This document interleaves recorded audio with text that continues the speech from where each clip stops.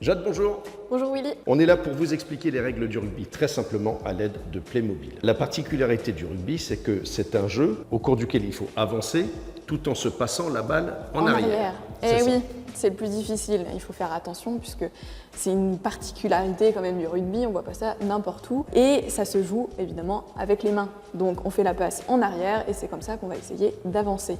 Donc je passe en arrière. C'est ça. Mais si il passe là et je lui passe, on appelle ça un en avant. Il y a aussi une possibilité quand il y a un essai par exemple et que la balle échappe, on appelle ça un en avant également. Un en avant. Chaque fois que le ballon va en avant et pas en arrière, on appelle ça un en avant, voilà. Alors qu'on ne parle pas d'un en arrière. Il y a différentes techniques effectivement pour passer la balle. Oui, alors on a beaucoup de jeux de main, etc. Par exemple, petit bonhomme à la balle. Elle se fait plaquer. Deux solutions. Soit quelqu'un vient la protéger et le jeu se fait et le neuf récupère la balle pour après le passer à la suite de ses collègues. On appelle ça On comment, appelle cette ça phase du jeu? un ruck. Un ruck, R-U-C-K. Soit ma petite joueuse ici, elle va passer dans l'action la balle à sa collègue et ensuite cette collègue va continuer d'avancer. Et ça, on appelle ça un offload, une passe après contact. En sachant que là, ta petite joueuse, on voit qu'elle n'a plus les pieds au sol et là, il faut qu'elle rentre le ballon, c'est parce que si elle conserve le ballon, c'est pénalité. Et c'est à ce moment-là qu'on a ce qu'on appelle le grattage aussi. Hein. Oui, exactement. C'est-à-dire que l'équipe adverse, par exemple mon petit Père Noël, il peut venir, il peut essayer de gratter la balle pour récupérer et avoir la possession de balle pour son équipe. Et comme ça, c'est comme ça qu'il peut chipper la balle et la relancer à son équipe et puis repartir un petit peu. Voilà. Okay. Et à leur tour, avancer. Autre technique pour avancer, on a le ballon porté. C'est quoi le ballon porté? J'ai mes avants. Au bout d'un moment, on s'en sort pas, on n'arrive pas à dégager la balle, on l'a dans nos mains et on n'arrive pas à faire la passe à nos collègues, puisqu'on a la pression de l'autre équipe. Et donc là, on va se regrouper, hop. Et donc le but, c'est que le dernier, ici, il ait la balle, donc on avance en pack, D'accord. Hop. Et après, tu as le 10 qui va passer à son centre qui va passer à l'ailier, etc. pour aller... Et l'ailier va marquer. Et l'ailier va marquer. On a aussi, pour avancer, on a le franchissement. Là, on a une ligne d'adversaire. On a une ligne d'adversaire. Mettons lui aussi. Hop.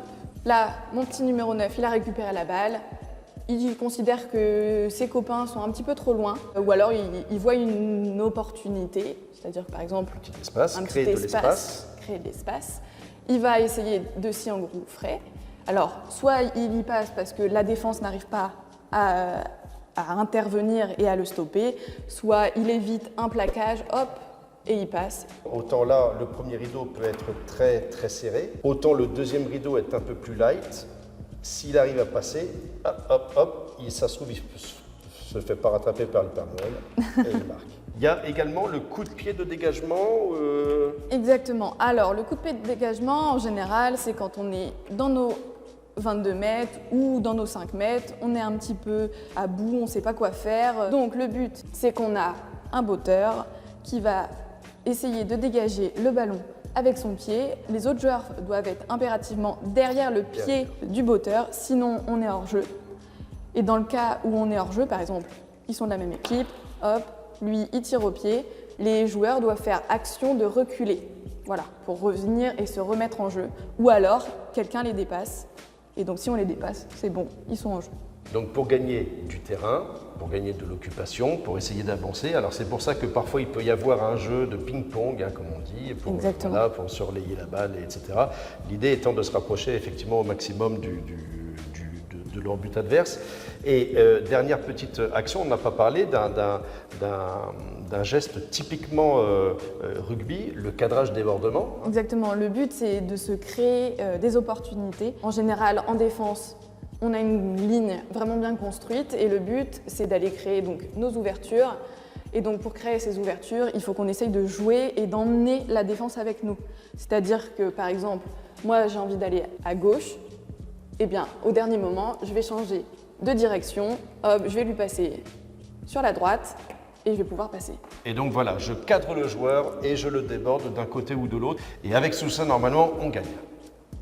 En général, oui. Ok, ça marche. Bon, merci beaucoup Jade pour ces explications. Merci à toi.